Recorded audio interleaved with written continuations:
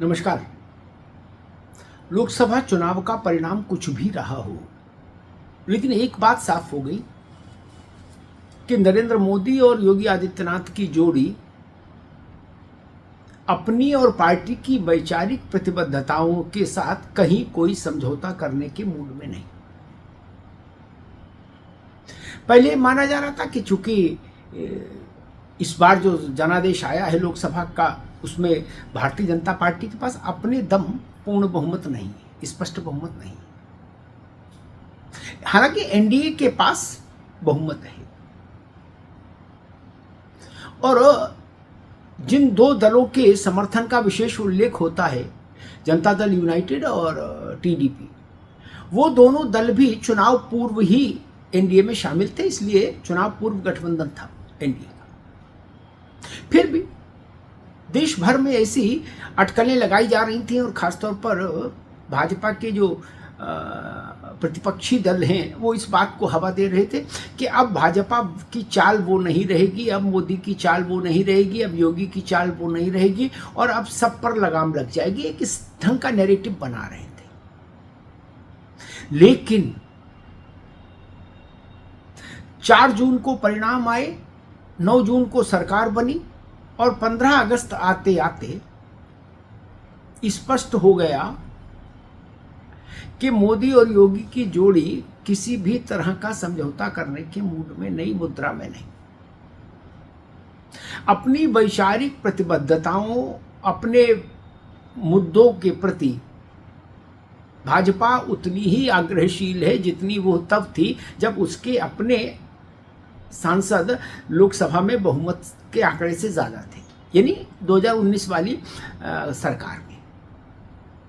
अब देखिए कुछ नमूने। तमाम चिंतन मंथन उत्तर प्रदेश में भी हुआ कि भाजपा की सीटें 33 कैसे रह गई, लेकिन उसके बाद भी योगी आदित्यनाथ ने अपनी यूएसपी को नहीं बदला।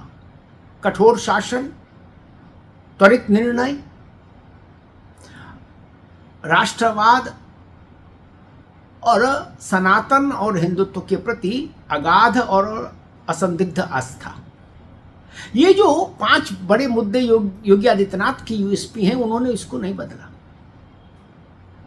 बांग्लादेश के मुद्दे पर सबसे ज्यादा मुखर योगी आदित्यनाथ हुए और उन्होंने तमाम सो कॉल्ड सेकुलर दलों को कटघरे में खड़ा किया कि गाजा से लेके और दुनिया में कहीं कोई हंगामा हो तो सबसे पहले हल्ला मचाने वाले दल बांग्लादेश में हिंदुओं की नृशंस हत्या पर मौन साध गए हैं। अयोध्या का विषय हो, काशी का विषय हो, मथुरा का विषय हो, उत्तर प्रदेश में हिंदू आस्था के जो मान बिंदु हैं, हिंदू आस्था के जो स्थल है, प्रसिद्ध स्थल हैं, उन सब के विकास का विषय हो, या अपराधियों के खिलाफ निर्णायक कार्रवाई करने का विषय हो, योगी आदित्यनाथ ने अपनी चाल ढाल नहीं बदली। लोगों को लग रहा था कि अब बदल जाएगा, वो ऐसा हो जाएगा, वैसा हो जाएगा, सरकार का रंग ढंग बदल जाएगा, शासन की चाल और ढाल बदल जाएगी। कुछ नहीं बदला। वही तेवर, वही अंदाज, अपने मुद्दों पर वही दृढ़ता। अब आइए दिल्ली। इसीलिए मैंने कहा योगी मोदी की जोड़ी दिल्ली। 15 अगस्त को जो दृश्य दिखा वो, और उससे पहले वक्फ को लेकर जो दृढ़ता दिखाई सरकार ने, वक्फ के अधिकार, असीमित अधिकारों पर संवैधानिक तौर पर संसद के जरिए अंकुश लगाने वाला विधेयक लाकर नरेंद्र मोदी ने ये संकेत दे दिया था कि इस गलतफहमी में मत रहिएगा कि भाजपा के पास बहुमत नहीं है तो मोदी बदल जाएगा। कुछ लोग कह सकते हैं वो बिल तो जेपीसी को चला गया। हाँ, जेपीसी को चला गया, लेकिन शीतकालीन सत्र के पहले हफ्ते में जेपीसी को रिपोर्ट देनी है, यानी 3 महीने के भीतर वो फिर आ जाएगा सदन पर और पारित भी हो जाएगा। कहा जा रहा था कि चंद्रबाबू नायडू और नीतीश कुमार के रहते ये वक्फ के मामले में हाथ नहीं डालेंगे अब मोदी जी ने हाथ भी डाला और कानून बनाने का मार्ग भी प्रशस्त कर दिया। दूसरी वानगी 15 अगस्त को दिखी, जब लाल किले के मंच से प्रधानमंत्री ने भाजपा के 2 प्रमुख मुद्दों को फिर से उसी अंदाज में, उसी तेवर कलेवर के साथ उठा दिया।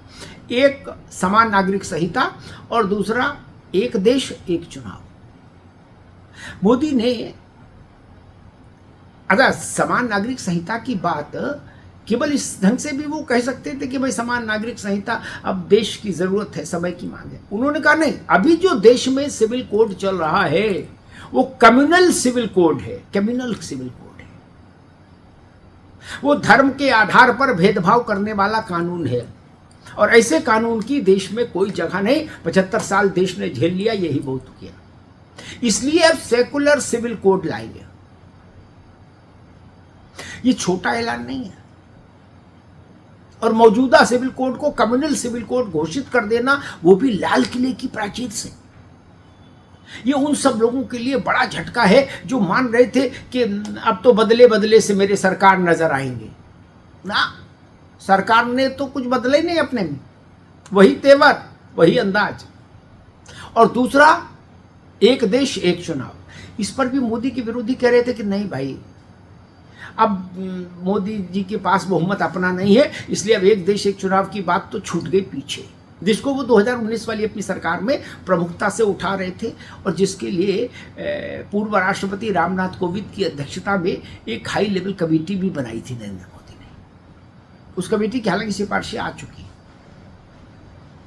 लेकिन कल 15 अगस्त को लाल किले की प्राचीर से प्रधानमंत्री ने ये भी स्पष्ट कर दिया पूरी दृढ़ता के साथ कि हम कुछ नहीं भूले हैं, हमने कुछ नहीं छोड़ा है, हम अपने पुराने मुद्दों, प्रतिबद्धताओं, वादों पर यथावत कायम हैं।